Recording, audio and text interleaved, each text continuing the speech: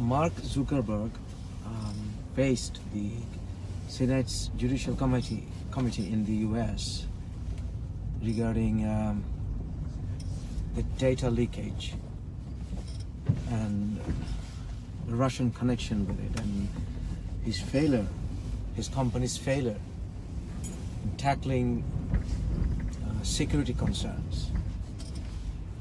So Mark Zuckerberg in a way apologized, and he said that it's going to take years for his company to fix the problem. But that's not good enough. That's not good enough. My viewers would remember that I made a video a good few months ago where in fact I did say that Facebook probably has more data, personal data of people around the world than any government that we can think of. So there was always a huge risk of data leakage. Mark Zuckerberg's Facebook destroyed our lives. It destroyed our lives. Would you agree? Yes. And I lead thousands of ex-Muslims, and we had a meeting at the Boba. Boba is the organization which I lead, and all of my friends agree that Facebook destroyed our lives. There's no doubt about it.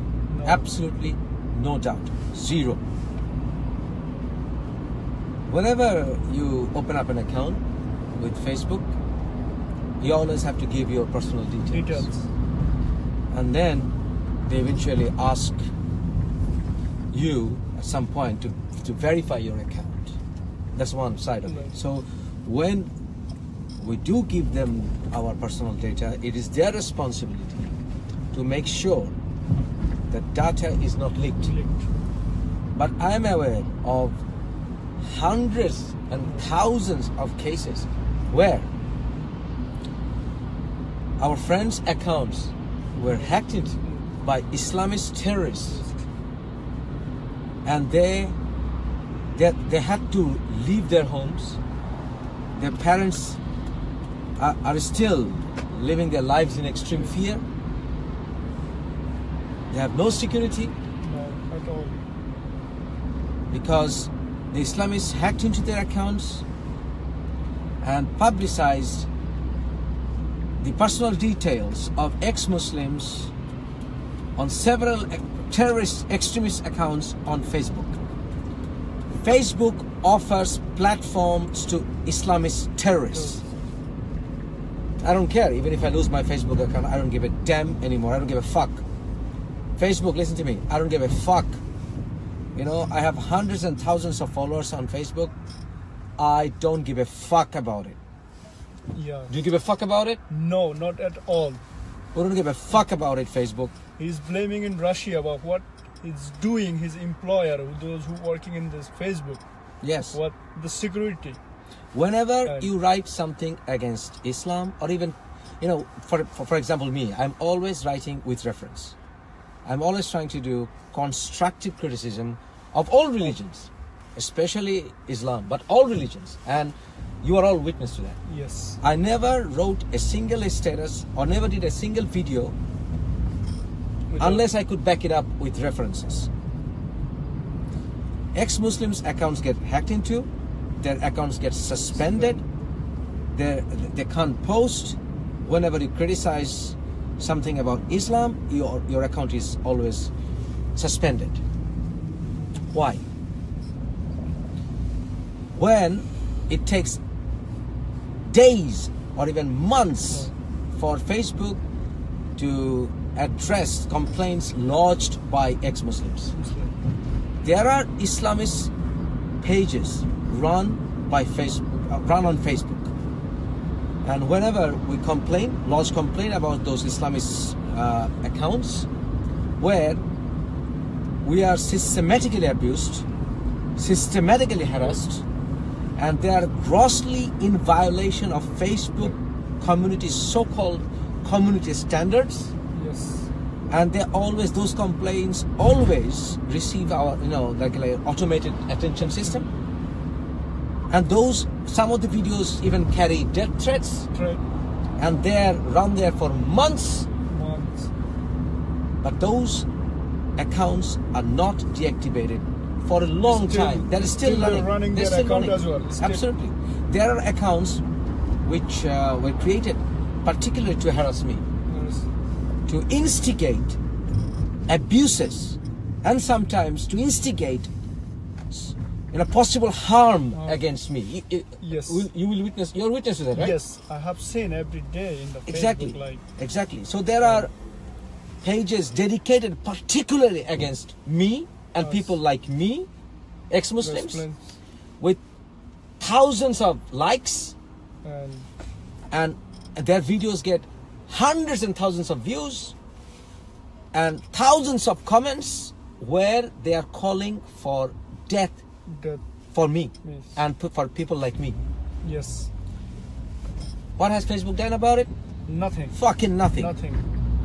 We have He evidence. said apologize for just fucking No, nothing. we have How many seen. death is gone already. We have Okay. seen innumerable cases where Facebook came back against complaints about harassments, abuses, threats, systematic threats, and it came out saying it didn't go against their community standards. But Facebook has a responsibility, because whenever someone signs up, we also go through their community guidelines.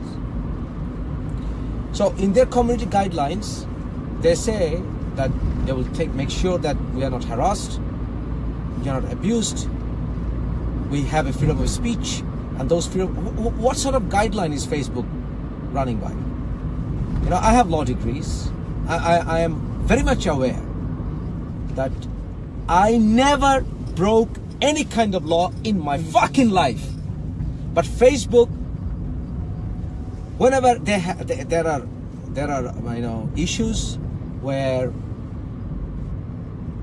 for example, a certain account uploaded a video or a picture where they're calling for my death or something like that of similar nature, whenever I would know, because I'm a licensed lawyer. I would know. For example, Bangladesh, I have a practicing license in Bangladesh as well. So I know that Bangladesh is probably one of the top countries where Facebook is used. Using. Right? Yes. Probably the second or third. Unbelievable, but that's the fact. So they should have employees who are well trained to tackle harassments and abuses.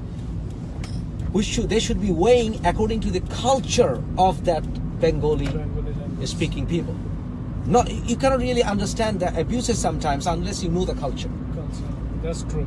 You know, Yes. and you should also know theology very well, or at least you should have basic idea, good idea about human rights, freedom of speech, and we know many of the moderators are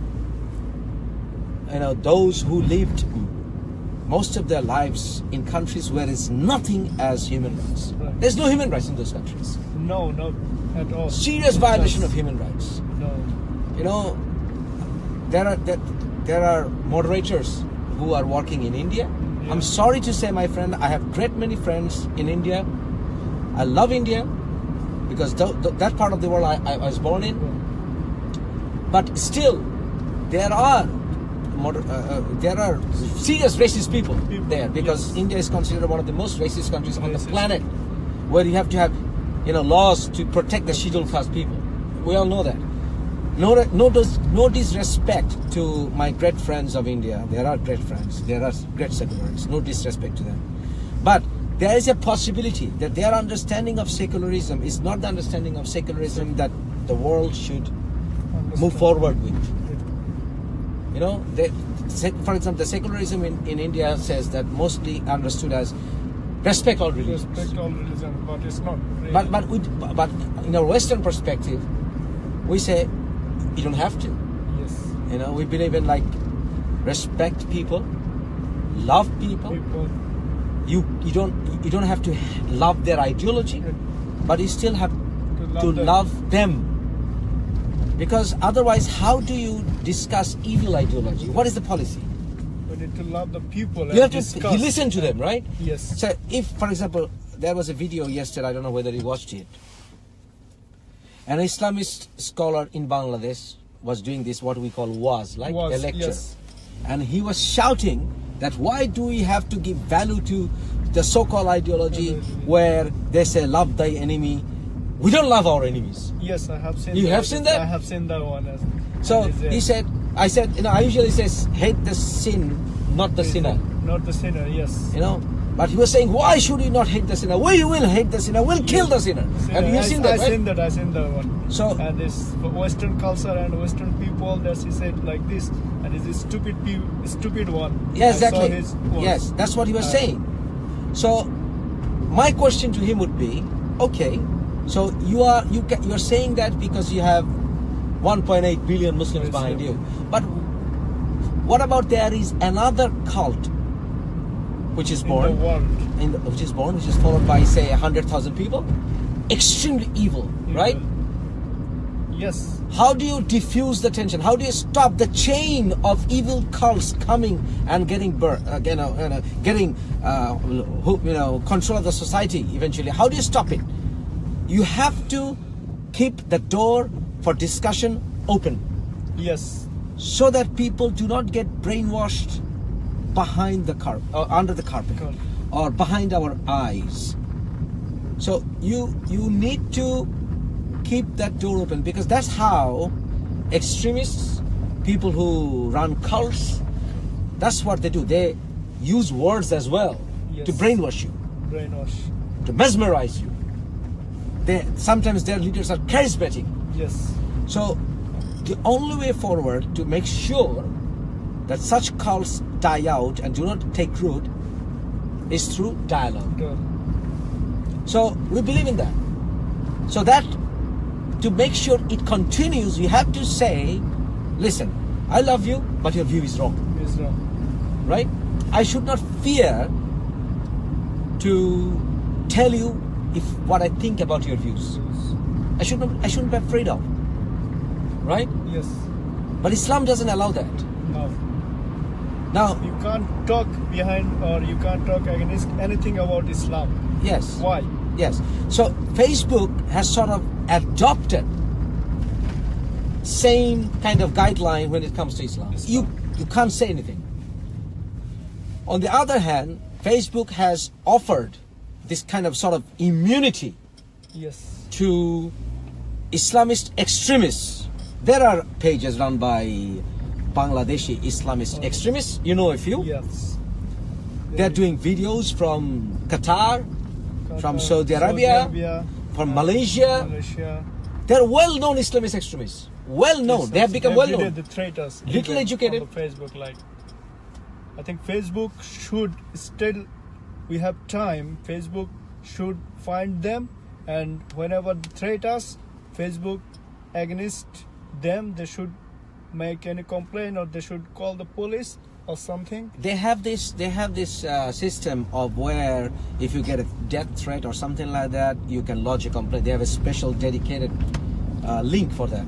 But that link does not work most of the time. It doesn't work. Cyber law, we have the cyber law, but still more than 1,000 every day on the Facebook. The people in Bangladesh, even Saudi, Malaysia, the people staying there, every day they're threatening us. There is no community in the entire world who are more persecuted than ex-Muslims. We are the most helpless mass in the world.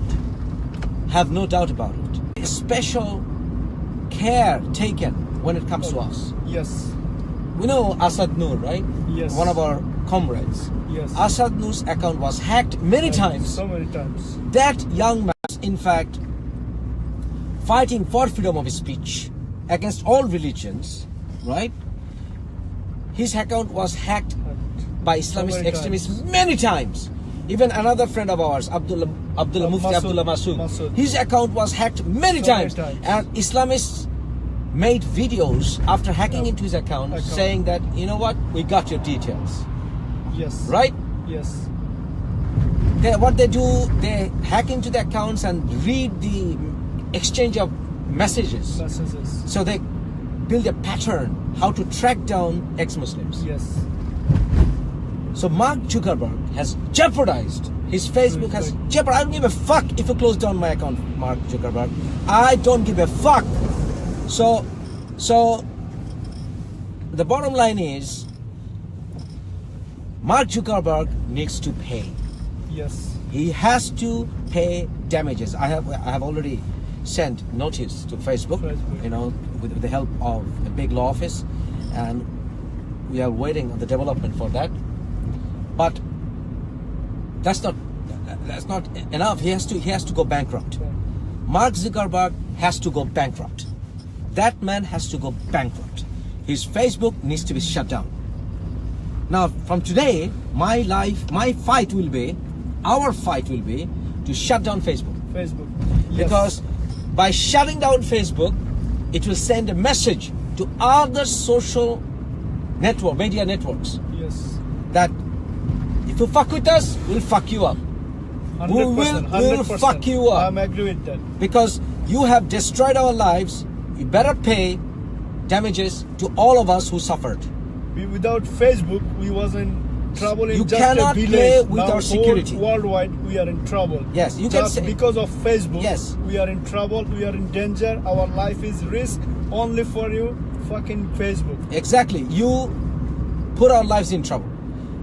You know, we were duped into believing that we can exercise freedom of speech. Yes. Yes, we can, but at the same time, our right to freedom of speech is compromised in such a way we cannot even leave it. If we leave it, it will be like giving a freeway to the Islamists. That's why we're still here, for the sake of humanity. Otherwise, I would have fucked up my account, closed it down, and left it long time ago. So, Mark Zuckerberg, you need to first of all begin with an apology to ex-Muslims for fucking up their lives. You need to shut down your fucking Facebook. Yes. And also, Mark Zuckerberg, you need to go fucking bankrupt. Yes. Right? So don't play all holy. You have to pay for that. Yes, you have built an evil empire. It's an evil empire. You are what? Yes. Number 6 richest man in the fucking world? And you need to be the poorest man in this world. Yes? Because you have fucked up ex-Muslims' lives. I don't give a fuck about what anybody else says, any other organization. You might have done good, your Facebook might have done good for many, but not for ex-Muslims. Yes. You know, we use this platform only to fight back because we are constantly harassed. Many of our comrades lost their lives. Yes. Because of Facebook. Because of Facebook. Because they hacked into Facebook, got their data details, and they got killed. They got killed. So why should they accept it without Facebook being made accountable for this? So Facebook has to be made accountable for it. Facebook has to pay, and Mark Zuckerberg needs to go bankrupt. Period. Yeah? Yes. So, you know, even Bangladesh government, you know, I don't have any trust in that Bangladesh government anyway, but still, at least Indian government can initiate something where Facebook's Mark Zuckerberg can be brought into similar kind of parliamentary committee and asked about their failures, because there are ex-Muslims, thousands of ex-Muslims in India as well, and they suffered as well. Yes, they suffered as well. Well, my friends, thank you. Thank you.